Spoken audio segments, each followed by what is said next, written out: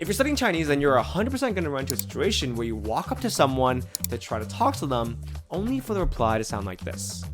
The question is it that they're talking too fast, or is there a gap somewhere in your listening skills? Chinese is known as one of the hardest languages in the world because of the characters, but what a lot of people get wrong is the fact that what makes it one of the hardest languages in the world is actually just how hard it is to practice your listening skills. Especially because sometimes you might think you're hearing Mandarin, but you're actually not. So today I'm going to share with you my secret language learning framework that helps you. By the way, wait, before I get into that, this isn't advice from some native speaker who grew up with the language and has no idea what the hell kind of struggles learners have, right? This is advice from someone who spent thousands of grueling hours going from zero to conversationally fluent. Someone who went through all the embarrassing blank stares and awkward pauses so you don't have to. And so my team of coaches and I over at the Cantonese and Mandarin Blueprint have helped over 600 Cantonese speakers get speaking Mandarin while improving their Cantonese. And so we're on a mission to change how ABCs learn their native language, so hopefully today we can help you too. And trust me, if you incorporate it properly, this will make understanding native speakers a lot easier for you. Because it all starts with this. Diu! Or what I call the DIU framework, which stands for differentiation, identification, and understanding. Because when someone tells me they're bad at listening, I don't know what a native speaker said to me was so fast, I always say, which stage of listening did you mess up on? The DIU framework is the core listening framework that I use to help me get from zero Mandarin to conversational, and it's the core framework that my team drills into our students. And don't worry, it's not the generic, listen to music, watch movies, watch drama type thing. But to help us understand why you don't know what native speakers are saying when they talk to you really fast, first we need to define what being bad at listening even means. I'm actually going to give you a sentence in English. The pulchritudinous inamorata's ubiquitous influence was felt across the world. You know what I said? You probably didn't understand what that meant. Using the same logic as we use when we say, I heard Chinese speakers speak and I didn't understand. Does that mean then that your English listening skills are bad? Of course it doesn't. And so that means when we hear something and don't understand, it doesn't necessarily mean that we are bad at listening. It doesn't mean that our listening skills are crap. Because you're a native speaker, okay? You're not a bad English listener. You know which words in that sentence you don't know. You're also able to differentiate pulchritudinous, inamorata, and ubiquitous as 3 separate words, and that's the first stage to mastering listening. Let me explain. See, people hear a Chinese person speak really fast, then once they don't understand anything, they beat themselves up. But actually, listening occurs in stages. And the biggest problem typically is that they skip to the last one too fast. And so these are the 3 stages of listening, as I mentioned earlier. Differentiation, identification, and understanding. Or DIU for short. Let me expand on each one and how they're going to help you. Step number 1, differentiation. This is where you're able to differentiate, first off, that the sentence I read earlier was in English and not French or Spanish. Then secondly, differentiate each word in that sentence. This is how you know that in that sentence I gave, we have exactly 10 distinct words. The pulchritudinous inamorata's ubiquitous influence was felt across the world. Regardless of whether you understand the words or not, you know there are 10 distinct words in that sentence. This may feel easy, but listen to Hindi or Arabic, for instance, and you realize you don't know how many distinct words are in a sentence. Listen to Hindi and Punjabi, and you're probably even able to differentiate which is which. And so at a more relatable level, listen to Jiangxi Hua, Sichuan Hua, and Putong Hua. And if you're a new learner, you probably can't tell which is which I'll get deeper into later. And so we see that first stage differentiation actually takes a lot of effort to get past. It requires exposure and training with the language to properly differentiate it, along with an understanding of its pacing and cadence. And it's the reason why if I say inamorata, you're able to tell right away it's 1 word and not 2 words, even if you have no idea what it means. It's the reason why if you're a Cantonese speaker and you hear me say tan tang, you're able to identify that as 1 word, restaurant, instead of 2, because your brain is trained to differentiate these languages. The next step is identification, step 2. This is where you're able to clearly identify each word in that sentence. And so you've identified the makeup of the word, and even if you don't understand it, you're able to look it up no problem, right? I'm assuming you likely have a rough idea of how to spell each word you don't know in that sentence just now, right? Like inamorata. Pulchritudinous, Pulch ritudinous, Ritudinous, something like that. Inamorata, Inamorata. Ubiquitous, Ubiquitous. Okay, Something like that. And if not English, by the way, like, let's say you're a French listener, same thing in your native language, right? The whole essence is it sounds easy and second nature, but that's only because it's in a language you're good at, English. If I said something in French, you probably have no ability to properly identify the words to even look them up. For example, un rendez-vous avec mon ami dans un vieux quartier de Montréal m'a vraiment surpris. You might not even be able to differentiate how many distinct words there were in that sentence. And so identification requires exposure and training with the language as well. Then finally we have understanding, and this is the last stage. And this is simple. Whether or not you understand the words in the sentence, or whether or not you can make an inference on the meaning of the words in the sentence that you don't know. So you probably have no idea what pulchritudinous inamorata's ubiquitous means, but you know it probably has to do with someone's influence, right? The pulchritudinous inamorata's ubiquitous influence. You know that inamorata is probably a noun, and we're talking about its ubiquitous influence. So the influence of the inamorata. You know that pulchritudinous is probably describing the inamorata, and so while you have no idea what these words mean, you can make an educated guess.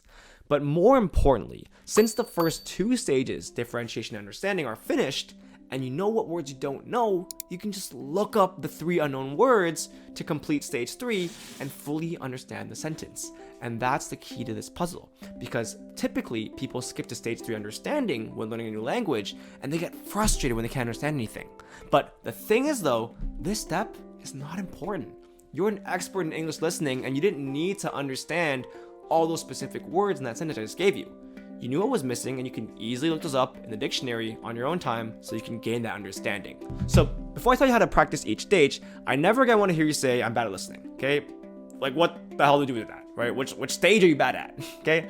It's like going to a doctor and saying I'm sick, and he's like, now I gotta figure out what they're sick with. You don't have a doctor to figure out what you're sick with, so it helps you be able to identify yourself. By the way, if you do want coaching with our team, there's a link down below. Check it out. And so you need to see, okay, like I need to work on differentiation. I need to work on identification rather than I'm bad at listening. Now, the cool thing about this is when you realize this, it changes the way you perceive someone speaking really fast at you. Because even someone who speaks at lightning McQueen speed, if you're able to differentiate and identify all the words, even if there's a good chunk you don't understand, that's a win for you. And so what this does is it turns anything into listening practice. Okay?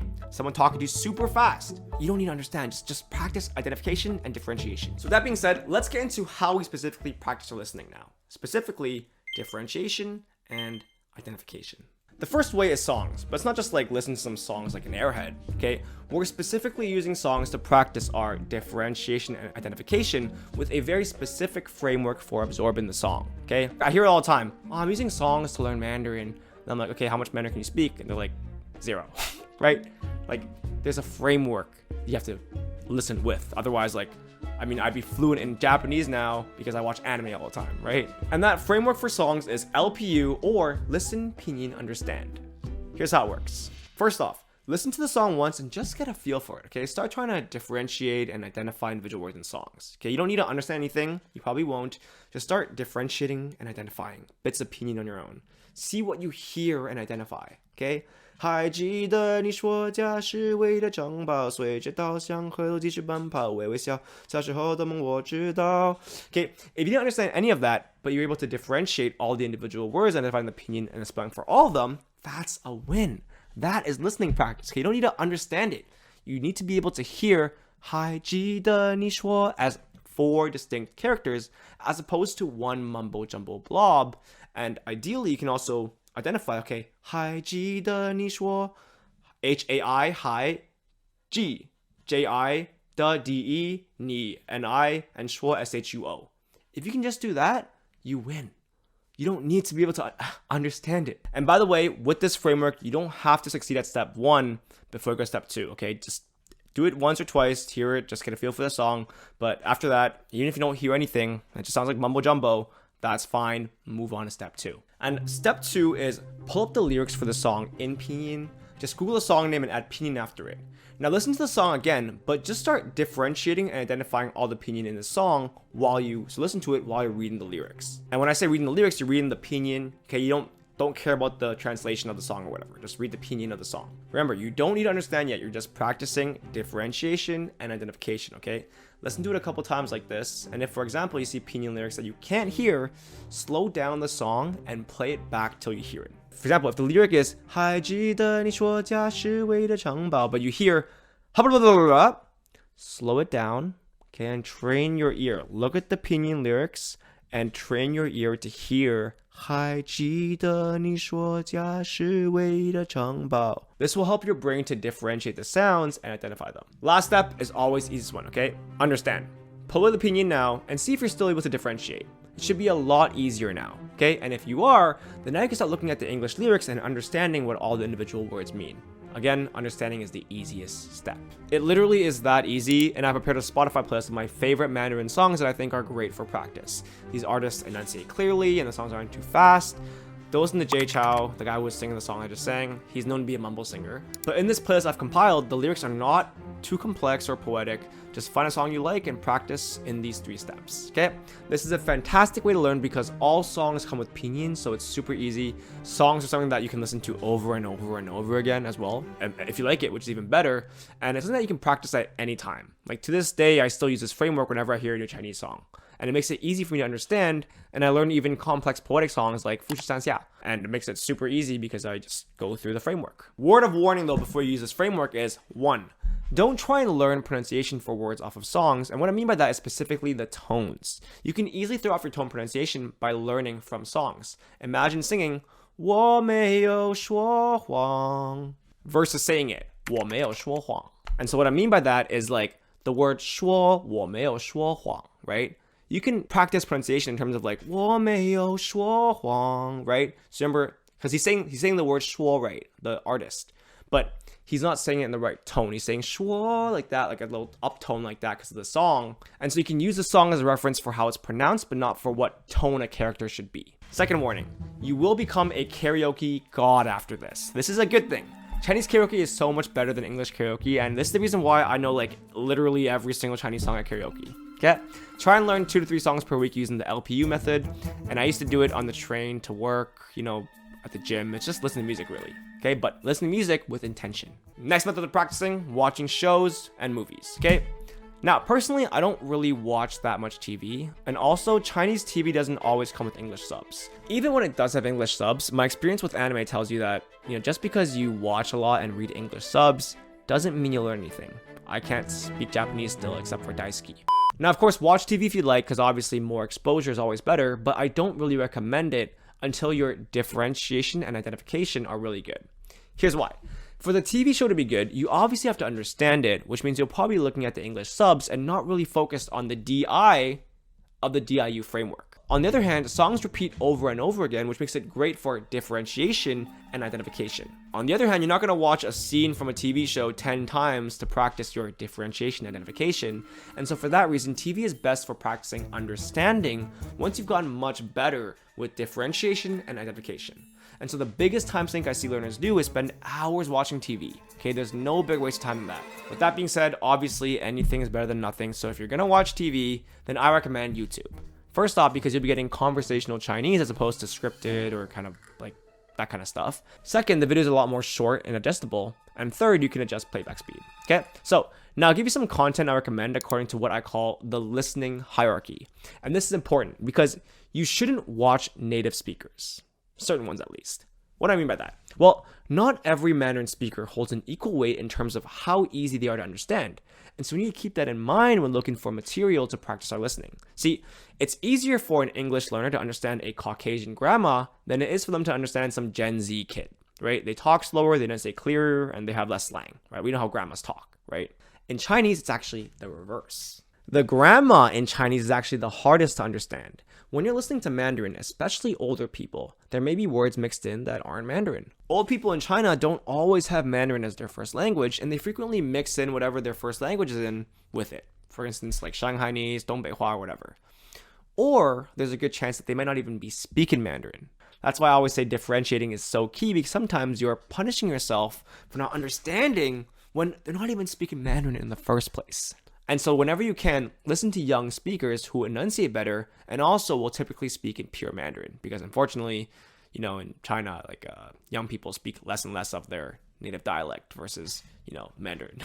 That's how it is. This is my listening hierarchy from my experience of traveling the world and consuming over 10,000 hours of Chinese stuff on my own personal learning journey. Remember, at the easiest stage, meaning like content that is more like easy to understand, you're focusing more on differentiation and identification. And then as you get harder, meaning like content that is generally harder to understand, you're gonna focus more on understanding because you've already mastered, hopefully, differentiation and identification with the easier stuff. Cool. So from easiest to hardest to practice with. Easiest, okay? Start with watching foreigners and ABCs, okay?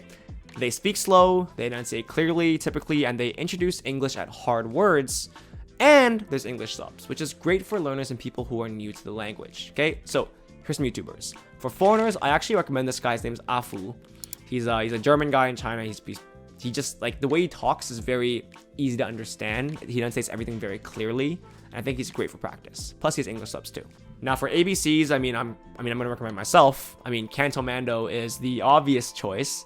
By the way, this channel is called Canto 2 Mando, but we actually have a main channel called Canto Mando where we focus on, like, sharing Chinese culture, but not Chinese language specifically. But on that channel, we have a lot of videos where we used to struggle with Chinese, and it's cool because you'll see, like, I'm not kidding when I say I was in your shoes. Like, I was actually dog trash at both Cantonese and Mandarin. There's a video we have called the Drawing Challenge. That's probably one of the funniest videos we've ever put out as a channel. And I think that could be good for listening practice, okay? We have an entire playlist of just like Chinese challenges from when we used to be really bad at Chinese. I'm telling you now, my Chinese was trash, but that's what makes it good practice. At the same time though, if you don't want to watch more of me, just look up 24 hours speaking Chinese only challenges on YouTube. And there's tons of ABCs doing that, and those are typically great for practicing. Then we got level 2 difficulty, and now we get into kind of like other Chinese speaking regions. And now we have Malaysia and Singapore. So this is level 2 because they'll typically, introduce more English and also speak in a more book-like way than people from other parts of the Chinese speaking world. For example, there's a channel called 3P, is pretty good. I remember when I first saw them, they kind of reminded me of Canto Mando, but Malaysian. There's a Singaporean channel called Tiff With Me, and they're actually pretty good too. They introduce English as well as Mandarin, so that's good for practice. So I'd recommend at level 2 practicing with Singaporeans and Malaysians. Okay, once you get past the ABCs, practice with Singaporeans and Malaysians.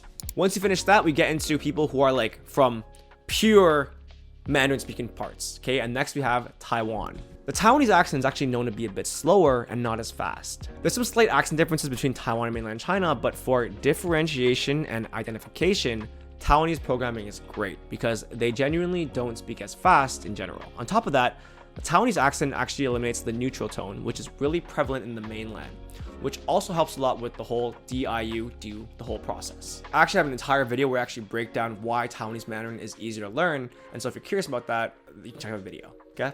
But basically, it comes down to, for example, like in Taiwan, they might say 东西 very clearly, right? And also, both terms have the tone pronounced. Whereas in mainland China, they say 东西 very fast, and the second one has a neutral tone, which makes it harder for your ear to catch it when you're first starting off. It sounds like one word altogether, 东西, as opposed to 东西, which is how they say it in Taiwan because they don't use the neutral tone as commonly.